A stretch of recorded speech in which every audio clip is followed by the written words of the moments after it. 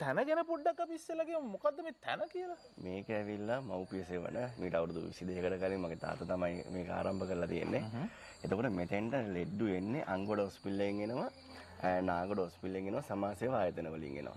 සහ ගෙවල් වලින් මට දෙන අයගෙන් මම ඒ කට්ටියට මුදලක් කියලාවල පංගාවට ගන්නවා. ඒ කියන්නේ මානසික රෝගී තත්ත්වයන් තියෙන බලා ගන්න සාමාන්‍යයෙන් බැරි අය.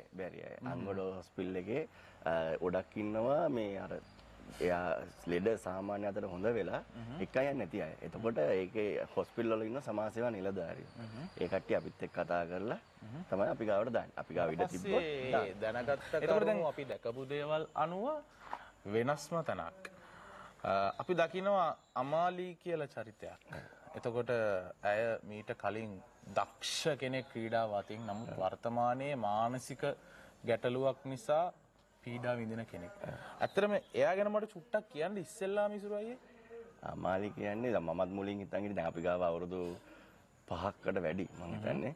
එතකොට මේ මං හිතන් හිටියේ මුලින් උපතින් මේ ළමයාට තියෙන්නේ මෙහෙම අසනීපේ කියලා. නමුත් මේ ගිය උපන්දිනේට ඒ අමාලිගේ නැන්ද ඇවිල්ලා මට ෆොටෝ එකක් පෙන්නනවා.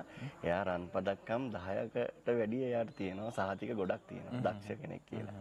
ඉතින් එයාට මේ ස්නායු අමාරුවක් එක්ක බරවා පැත්තක් ඇවිල්ලා ඒවත් එක සම්පූර්ණ එයා අනිත් පැත්තට ගිහිලා තියෙන්නේ. අනිත් පැත්තට ගිහිලා තියෙන මානසිකව රෝගී තත්යකට පත් වෙනවා. යම් ගැටලු පෞද්ගලික ගැටලු තියෙන්න ඇති.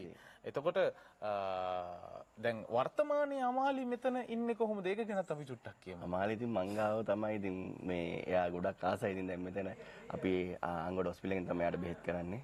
මේ එතනින් මේවා කරලා ඉවරලා ඊට පස්සේ දයාශීලී දඟල යනකොට අඬන්නේ කොහොමද ඔයා?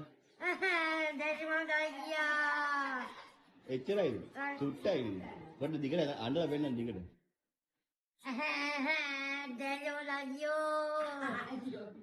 අයියෝ දයාශීලී ඉවරයි, අද ඉවරයි. දයාශීලී නැතුව ඉන්න බෑ. දයාශීලී තකෝ නේද තව? නැතුව ඉන්න බෑ. තව හඳුරු දෙන්න ඕනේ. අඬනකොට ඉතින්